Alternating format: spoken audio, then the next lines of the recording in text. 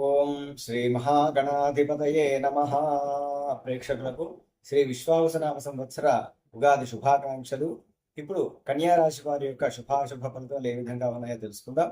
వారికి ఈ సంవత్సరం ఆదాయం 14 గాను, వ్యయం 2 గాను ఉన్నది. రాజపూజ్యం 6, అవమానం 6, అంటే ఆదాయం అధికంగా ఉంది. అదేవిధంగా ఖర్చులు చాలా తగ్గిస్తారు, తద్వారా నిల్వలు కూడా పెంచుకుంటారు. ధన నిల్వలు కూడా పెంచుకునేటువంటి అవకాశం ఉన్నది. ఆర్థికంగా కూడా స్థిరపడతారు.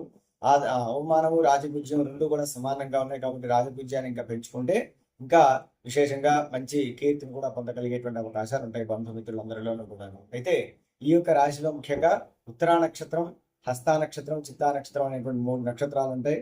అయితే ఈ ఉత్తరా నక్షత్రం వారికి ఈ యొక్క సంవత్సరాన్ని కనుక 3 భాగాలుగా చేస్తే ప్రథమ భాగంలో మధ్యమంగాను, ప్రథమము తర్వాత ద్వితీయం రెండు కూడా మధ్యమంగాను, చివరి భాగమైనటువంటి 4 నెలలు కొద్దిగా ఉత్తమంగానే ఉండేటువంటి అవకాశం కనిపిస్తున్నది. హస్తా నక్షత్రం వారి కనుక పరిశీలిస్తే ప్రథమ భాగము, చివరి భాగం అంటే ప్రథమం 4 నెలలు, చివరి 4 నెలలు మాత్రం విశేషంగా ఉంటుంది. మధ్యలో కొన్ని అడ్డంకులు ఏర్పడతాయి. తద్వారా వీరు అనుకున్నటువంటి కార్యకలాపాలు ఏవైతే ఉంటాయో వాటన్నిటికీ కూడా విఘ్నాలు, ఆటంకాలు కూడా ఏర్పడేటువంటి అవకాశం ఉంది. శత్రుత్వం పెరుగుతుంది. బంధు కలహాలు, తర్వాత కుటుంబంలో కూడా కొంత వ్యతిరేకతలు కూడా ఏర్పడేటువంటి అవకాశం ఈ యొక్క హస్తా నక్షత్రం వారికి కనపడుతూ ఉంది. ఆ తర్వాత చిత్తా నక్షత్రం వారి యొక్క రాశి ఫలాన్ని కనుక పరిశీలిస్తే వారికి ప్రథమ భాగంలో అనగా ప్రథమంలో 4 నెలల కాల పర్యంతం వరకు ఒక మధ్యమంగా ఉంటుంది. ఆ 4 నుంచి తర్వాత 8 నెలల వరకు కొద్దిగా ఉన్నతంగా ఉండేటువంటి అవకాశం ఉంటుంది. ఆ 8 నెలల నుంచి 12 నెలల వరకు కొంత అధమంగా ఉంటుంది. అంటే వారు అనుకున్నటువంటి పనులన్నీ కూడా కొద్దిగా ఇబ్బందులు గురి చేసేటువంటి అవకాశం ఉంటుంది అనమాట. అయితే శ్రీ విశ్వావసనామ సంవత్సరంలో ఈ కన్యా రాశి వారికి మిశ్రమ ఫలితాలు ఉంటాయి. ఈ సంవత్సరం కొన్ని ఆర్థిక లాభాలు ఉన్నప్పటికీ కొన్ని సవాళ్లు ఎదురయ్యేటువంటి అవకాశాలు ఎక్కువగా ఈ కన్యా రాశి వారికి కనపడుతూ ఉన్నది. అయితే కుటుంబ జీవితాన్ని కనుక పరిశీలిస్తే కుటుంబ జీవితంలో కొన్ని సమస్యలు ఎదురవుతాయి.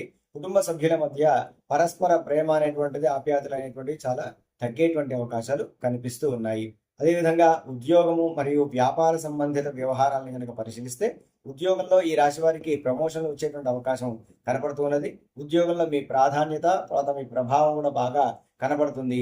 అదేవిధంగా వ్యాపారంలో అభివృద్ధి ఉంటుంది. తద్వారా ధనార్జన కూడా అధికమయ్యేటువంటి అవకాశం కనిపిస్తూ ఉన్నది. అయితే ఆర్థిక పరిస్థితిని పరిశీలిస్తే ఆదాయం పెరుగుతుంది. ఈ రాశి వారికి ఆర్థికంగా లాభాలు ఉంటాయి. అనవసర ఖర్చులు నియంత్రించుకోవడం వల్ల కొంత ధన నిల్వలని పెంచుకునేటువంటి అవకాశం ఉంటుంది. ఆదాయ ప్రయత్నాలు సఫలం అవుతాయి, కానీ అందుకు తగ్గట్టుగానే అనవసర వ్యయాలు కూడా చేసేటువంటి అవకాశం ఉంటుంది. కాబట్టి వ్యయం ఒకవేళ చేసినప్పటికీ అది అవసరయుక్తంగా, అంటే ఒక ఆస్తిని సమకూర్చుకునే విధంగా కనుక ఉంటే అది భవిష్యత్ కాలంలో కూడా మీకు ఉపయోగపడుతుంది. అక్టోబర్, నవంబర్ నెలలలో మంచి ఆదాయం ఉంటుంది ఈ రాశి వారికి. ఆర్థిక లావాదేవీలకు దూరంగా ఉండటం ఈ రాశి వారికి చాలా మంచిది. అదేవిధంగా ఇక ఆరోగ్యం పట్ల చాలా శ్రద్ధని కనపరచాల్సినటువంటి ఆవశ్యకత ఎంతైనా ఉన్నది. అనారోగ్య సమస్యలు అనేటువంటివి ఉండేటువంటి అవకాశం బాగా కనిపిస్తూ ఉన్నది. ఈ విధంగా కొన్ని పనులు మీరు ముఖ్యమైనటువంటి వ్యక్తులకు తెలియకుండా చేస్తారు. దీనివల్ల కొన్ని విభేదాలు, కొన్ని నష్టాలు కూడా ఎదురయ్యేటువంటి అవకాశం ఉంటుంది. ఆధ్యాత్మిక చింతన కొంత ఈ యొక్క రాశి వారికి పెరుగుతుంది. అనుకున్న పనులు నిదానంగా పూర్తవుతాయి.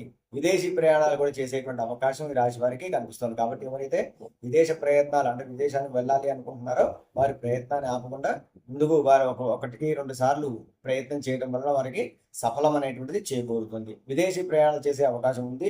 రాజకీయ నాయకులకు కలిసి వస్తుంది. రాజకీయాల్లో ఉన్నటువంటి వ్యక్తులందరికీ కూడాను ఈ రాశిలో, కన్యా రాశిలో ఉన్నటువంటి వారికి కలిసి వచ్చేటువంటి అవకాశాలు ఉన్నాయి. వారు చేసేటువంటి ప్రయత్నాలన్నీ కూడా సఫలమయ్యేటువంటి అవకాశం ఉన్నది. విద్యార్థులకు అనుకూలమైనటువంటి ఒక సంవత్సరంగా ఈ సంవత్సరాన్ని చెప్పుకోవచ్చు. వారు చదువుకున్న దానికి, వారు కష్టపడినటువంటి యొక్క కష్టానికి కూడా సరైనటువంటి యొక్క ఫలితం వచ్చేటువంటి అవకాశాలు కనిపిస్తూ ఉన్నాయి. ఈ రాశి వారికి కొంత ఖర్చులను నియంత్రణ చేసుకోవాలి. తరచూ ఆదిత్య హృదయం పఠించడం వల్ల అనేక విధాలుగా వీరికి శుభ ఫలితాలు కలుగుతాయి. అదేవిధంగా శ్రీ దక్షిణామూర్తి స్తోత్రాన్ని కూడా నిత్యం పఠించండి. తద్వారా మీకు శుభ ఫలితం కలుగుతుంది. నమస్కారం.